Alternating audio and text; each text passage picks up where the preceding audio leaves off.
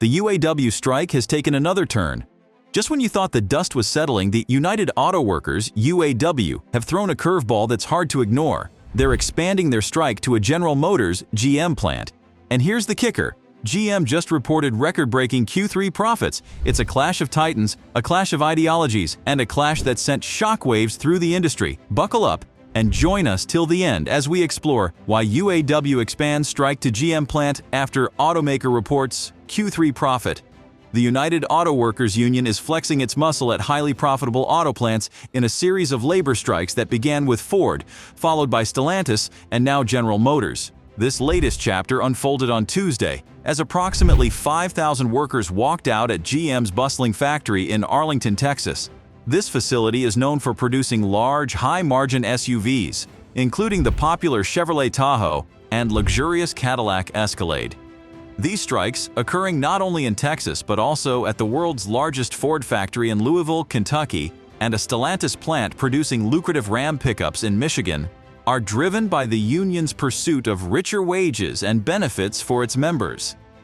Yet, automakers express concerns that caving to these demands could inflate production costs, potentially putting their vehicles at a competitive disadvantage. In what marks the sixth week of these United Auto Worker strikes against the Detroit 3 automakers, General Motors issued a statement early on Tuesday, revealing the staggering financial impact these walkouts are causing. Each week of halted production is reportedly costing GM millions of dollars in lost profits, prompting the company to revise its earnings guidance significantly downward. The stakes in this labor battle surged further when the United Auto Workers Union expanded its strikes to include the GM assembly plant in Arlington, Texas. This facility churns out high-profit models like the Chevy Tahoe, Chevy Suburban, GMC Yukon, and Cadillac Escalade, and employs a workforce of 5,000 UAW members, according to the union. UAW President Shawn Fain shared the sentiment of many union members when he declared, "Another record quarter, another record year. As we've said for months, record profits equal record contracts." The union's position is clear. They are determined to secure a fair share for GM workers and the broader working class. The decision to initiate the walkout came mere hours after GM reported a third-quarter net profit of $3.1 billion, a figure that, while substantial, was 7.3% lower than the earnings achieved during the same quarter in the previous year. On an adjusted basis, the company's profit for the third quarter stood at $3.56 billion, marking a 17% decline from the $4.28 billion recorded during the July-September period in the prior year.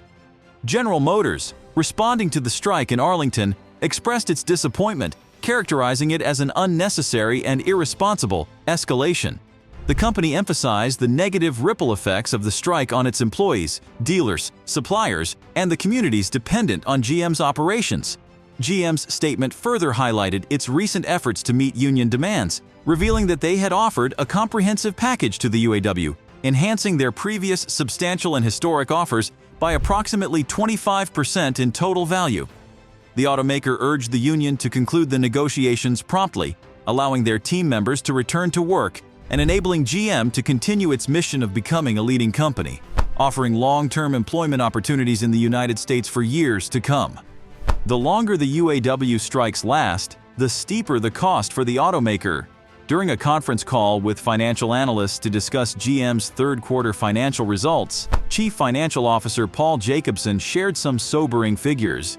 He revealed that the UAW strike had already dealt a significant blow, with an estimated $200 million impact on earnings before interest and taxes, EBIT.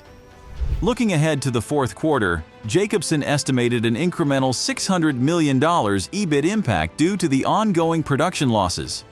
What's even more concerning is that the impact of the strike could linger, with an estimated cost of approximately $200 million per week, contingent on the facilities affected.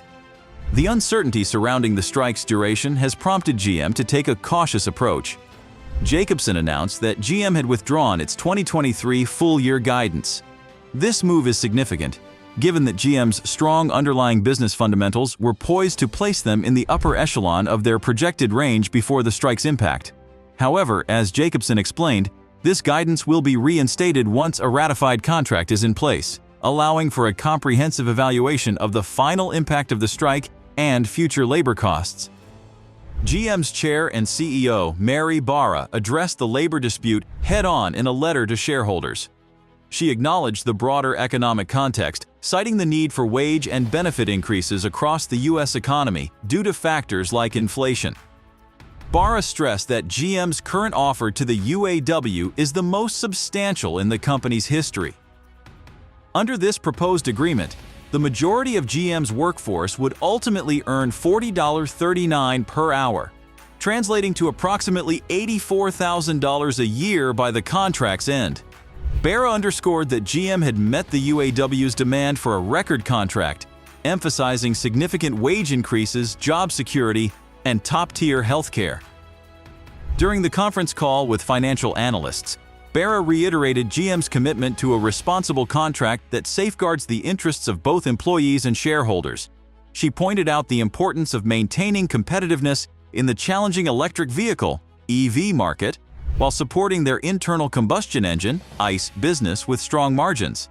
The term ICE refers to traditional gasoline-powered vehicles. Barra also addressed the UAW's contention that GM had agreed to incorporate workers at its battery plants into the eventual master agreement.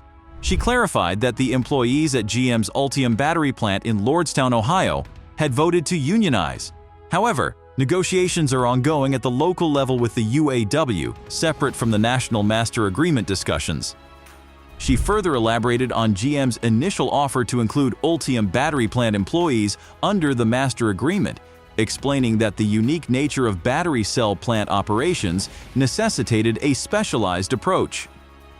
While this offer remains on the table, the current focus is on Ultium negotiating its standalone agreement to better address the specific needs of these workers and their distinct working environment. The union began staging what it calls stand-up strikes at midnight September 15th by walking off the job at the Ford Motor Co. Michigan assembly plant in Wayne, Michigan, General Motors Co.'s Wentzville, Missouri assembly plant, and the Toledo assembly complex, operated by Stellantis. Since then, these strikes have rapidly expanded to encompass a growing number of facilities, including all 38 GM and Ford parts and distribution centers, GM's Lansing Delta Township Assembly Plant in Lansing, Michigan, and Ford assembly plants in Chicago and Louisville, Kentucky. In a recent development, the strike was extended to Stellantis' Sterling Heights assembly plant in suburban Detroit, broadening the impact. Altogether, more than 40,000 UAW workers have now stepped away from their jobs, intensifying the pressure on automakers. As these labor disputes continue, General Motors released its third-quarter financial results, featuring some key highlights.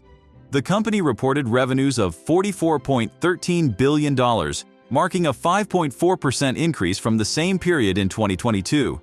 However, EBIT adjusted net income for the third quarter was $3.6 billion, reflecting a 16.9% decrease compared to the previous year. Earnings per diluted share came in at $2.20, down from $2.25 in the prior year. Despite these financial fluctuations, GM managed to increase its U.S. market share to 16.5%, a notable rise from 15.8% in the July-September 2022 period. In the midst of these developments, GM's chair and CEO, Mary Barra, is set to discuss the company's third-quarter results. While addressing these figures, she is also expected to provide further insights into the ongoing contract negotiations during a conference call with financial analysts, shedding light on GM's strategies for navigating these complex and challenging times.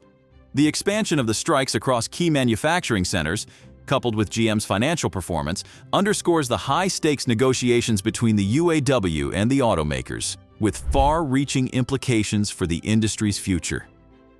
These developments continue to shape the landscape of labor relations in the automotive world and the financial fortunes of major players like GM. What are your thoughts on this issue? Let us know down in the comments section.